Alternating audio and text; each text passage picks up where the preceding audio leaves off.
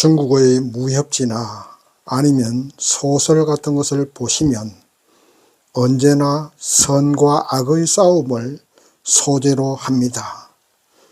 악의 세력이 세상을 지배하고 선한 사람을 죽이려 하고 멸망시키려고 하지만 결국에는 선이 승리하고 악이 패배하는 내용으로 끝나게 되지요. 오늘날 게임이나 만화도 대충 그런 내용들입니다. 오늘 본문은 바울이 개척해 놓은 고린도 교회에 거짓 선생들이 들어와서 거짓 복음을 전하고 그들에게서 수고비와 생활비까지 받아가면서 주인 노릇하고 게다가 바울을 음해하고 매도하는 악의 세력에 대해서 바울은 자신의 연약함을 자랑하고 거짓 교사들의 가르침에 유혹당하는 고린도 교인들이 다시 올바른 복음, 즉 바울이 전한 올바른 복음으로 돌아오기를 간절히 바라면서 기록한 말씀입니다. 오늘도 본문을 공부하시면서 바울 당시에나 오늘날이나 거짓 선생들의 주장이 똑같습니다. 동일해요. 이것을 깨닫고 바울이 전한 순수한 복음으로 돌아가시고 거짓 선생이나 거짓 복음을 단호하게 배척하시는 그런 성도들이 되시기를 소망합니다. 그럼 첫 번째로는 거짓 교사들의 주장이 무엇인가 한번 보십시다. 오늘 본문 말씀 4절 보시겠습니다. 고린도 후서 11장 4절입니다. 만일 누가 가서 우리의 전파하지 아니한 다른 예수를 전파하거나 혹 너희의 받지 아니한 다른 영을 받게 하거나 혹 너희의 받지 아니한 다른 복음을 받게 할 때는 너희가 잘 용납하는구나. 아멘. 본문에서 말씀하고 있는 것처럼 고린도 교회에 들어온 유대교적 신앙을 가진 거짓 선생들은 바울이 전한 예수와 다른 예수를 전했습니다. 그리고 다른 영을 전했고 다른 복음을 전했습니다. 이와 같은 거짓 복음을 고린도 교회 교인들은 그대로 잘 용납하고 받아들였습니다. 그리고 그들을 따랐습니다. 예를 든다면 무슨 내용을 전파하느냐 하면 거짓 선생들은 예수를 인류 구원의 구세주로 전파하지 않았습니다. 그럼 어떤 예수로 전하느냐? 이스라엘을 로마로부터 해방시키려 하다가 실패한 혁명가로 전파했습니다. 십자가에 달려 죽음으로 실패한 혁명가가 되었다. 이렇게 전하고 있었습니다. 또한 예수는 이 땅에 정말로 육체까지 온 것이 아니고 영만 오셔서 마치 사람처럼 보이고 그렇게 행동했을 뿐이다. 정말로 육체와 영혼이 같이 온 것이 아니다. 이것을 쉽게 말하면 가현설이라고 합니다. 가짜로 나타났다는 말이지요. 그리고 진리 안에서 자유라고 말씀하시니까 육체의 타락이 우리의 영혼을 더럽히지 못한다. 그러므로 육체적으로는 마음껏 즐겨라 하는 쾌락주의를 전했습니다. 예수는 도덕적인 신일 뿐이지 우리의 영혼을 구원하지 못한다. 이런 복음도 전했습니다. 더구나 이 거짓 선생들은 웅변술에 아주 능했습니다. 아주 설교를 잘했어요. 오늘날로 말하면 유명한 부흥사들처럼요. 그렇다고 부흥사님들이 무슨 거짓 선생들이란 말은 아닙니다. 그 정도로 웅변술에 뛰어났던 거짓 선생들이었습니다. 더구나 이 거짓 선생들은 그들의 뛰어난 웅변술로 교인들을 쥐었다 놓았다 하면서 교인들의 혼을 쏙 빼는 능력을 가지고 그들에게서 생활비와 수고비를 꼬박꼬박 받았습니다. 여기에 비해서 바울은 이 사람들보다 말도 잘 못했지요. 그리고 육체적으로도 연약했습니다. 그러니까 고린도 교인들이 그를 별로 알아주지 않았습니다. 너무너무 고생을 많이 해서 육체적으로도 약했고 말도 잘 못하니까 고린도 교인들이 별로 인정 안 했지만, 그러나 복음에 대한 지식은 어떤 거짓 교사들보다 참 복음을 전했고, 그렇게 연약하지만 하나님이 그와 함께 하셔서 수많은 이적과 표적이 일어났습니다. 본문에 나오는 거짓 교사들의 주장이 오늘날 거짓 교사들과 어쩌면 그렇게 똑같을까 감탄이 나오지 않습니까?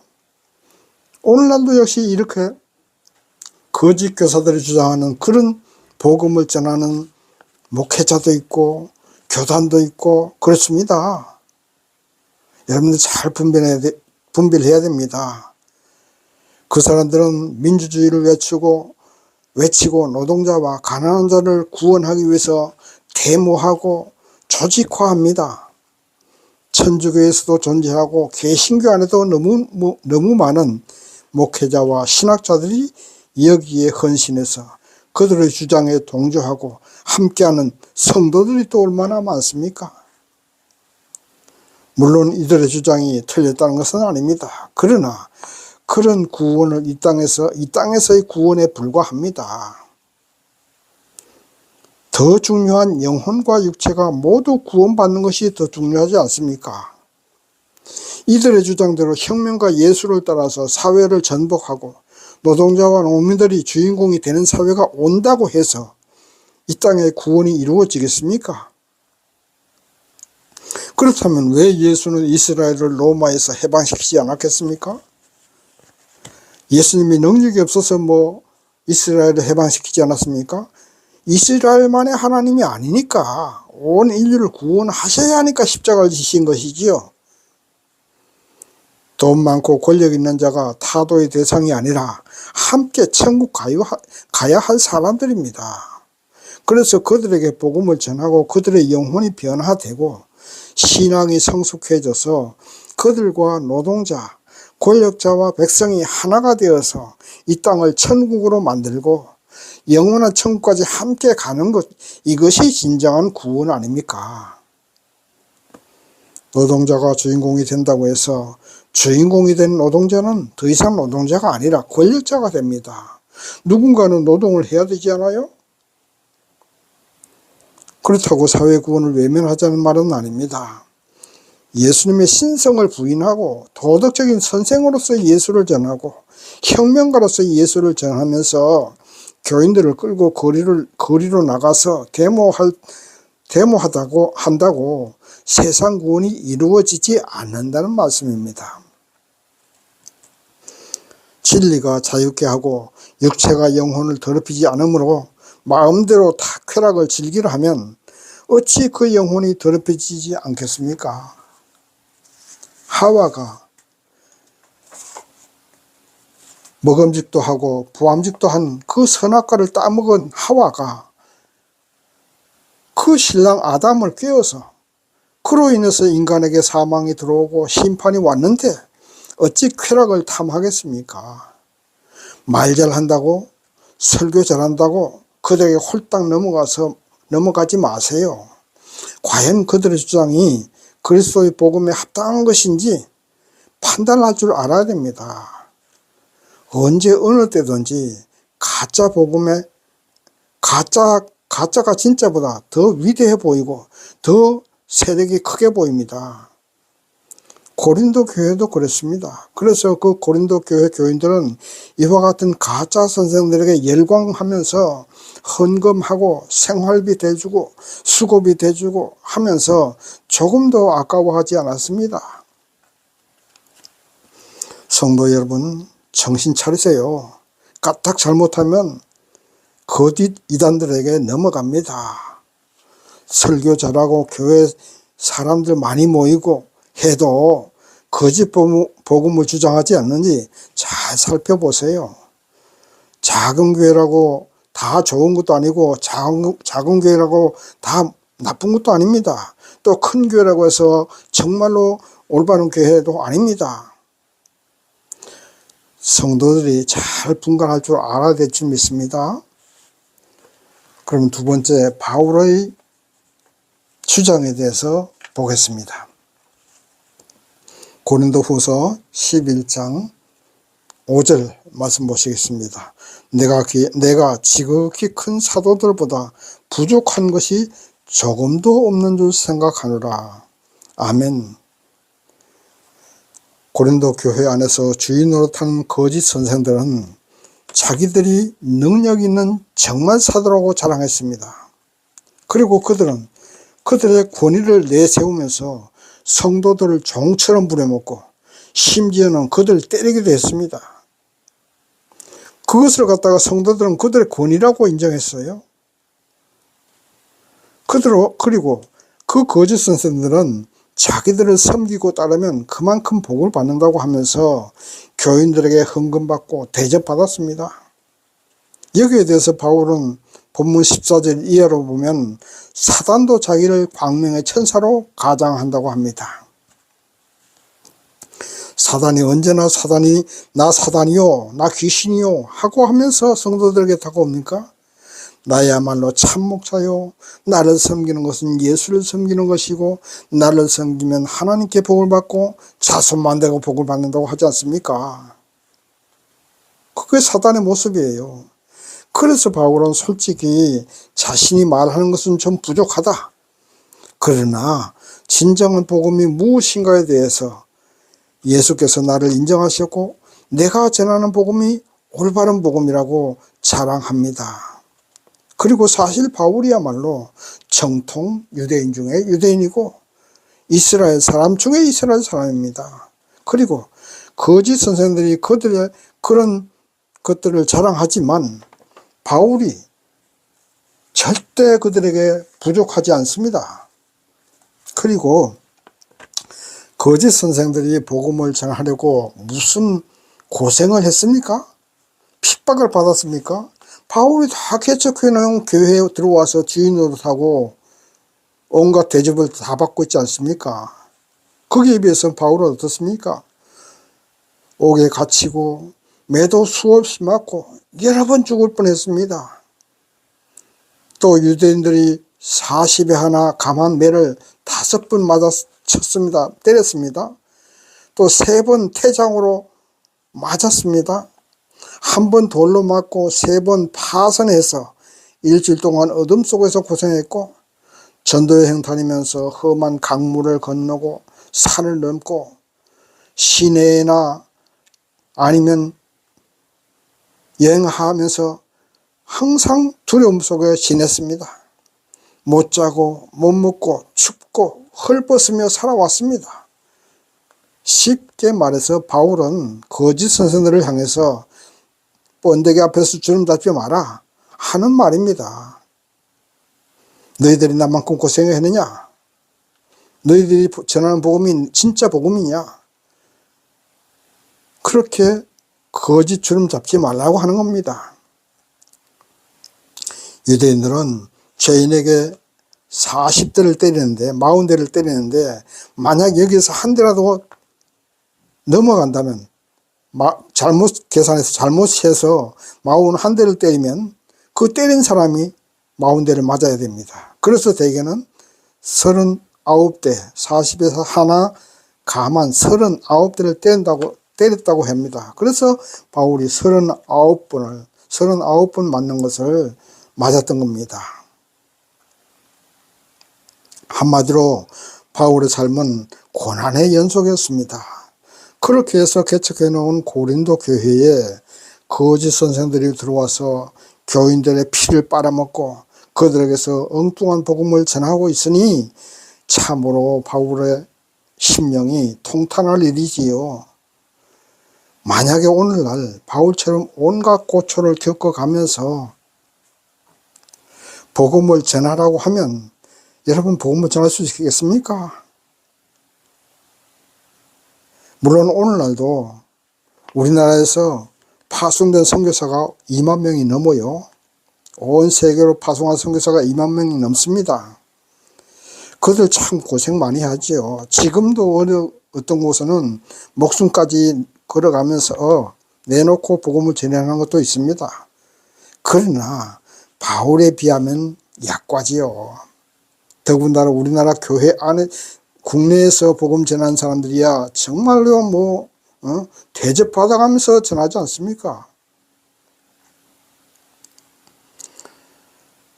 어찌되었든 바울은 자신을 자랑하기 위한 자랑을 하는 것이 아닙니다. 거짓 선생들이 바울을 비난하고 깎아내리니까 그들의 주장이 틀렸음을 밝히기 위해서 자신을 자랑하는 것이지요. 우리 성도들도 누가 조롱하고 비난해도 거기에 대해서 당당하게 변정할 수 있는 부끄러움 없는 삶을 살아야 할 줄 믿습니다. 바울처럼요. 목회자나 성도들은 언제 어디서나 당당하게 말할 수 있는 삶을 살아야 됩니다.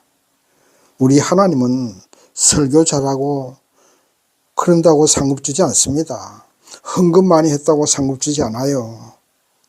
하나님이 축복해 주셔서 받은 은혜에 10분의 1 내는 것은 당연한 것이지요. 그러면 뭘 보고 상을 주시겠습니까? 그들이 살아온 삶의 내용을 보는 겁니다. 삶의 과정을 보시는 거예요. 거짓 선생들처럼 교인들 덩쳐먹고 입술에 발린 웅변술로 사람들의 마음을 사로잡고 교회를 부흥시켰다고 해서 상 주시는 거 아닙니다. 인정해 주시는 거 아니에요. 얼마나 교회에 수십만 명이면 수백만 명이 모이고 그것으로 상 주는 것이 아닙니다. 그가 살아온 삶의 모습이 어땠는가? 그가 살아온 삶의 과정을 하나님 말씀처럼 순종하면서 살아왔는가? 그것을 보시는 예수님입니다. 바울처럼 살아가시기 바랍니다. 우리의 삶의 모습으로 복음을 전해야 됩니다. 정말로 성도들을 섬기고 사랑하는가? 정말로 예수를 사랑하고 따르는가? 물었을 때 성도들이 그것을 인정해주고 하나님이 인정해 주시는 그런 삶을 살아야 되는 것입니다. 바울은 그렇게 온갖 고생을 다 하면서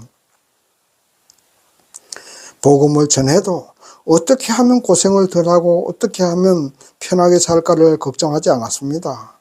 그것보다는 오히려 교인들을 위한 염려, 교회를 위한 염려 속에 살았습니다. 고린도 교회가 그렇게 거짓 선생들에게 현혹당한 것, 그런 것이 가장 큰 염려거리, 걱정거리였던 겁니다.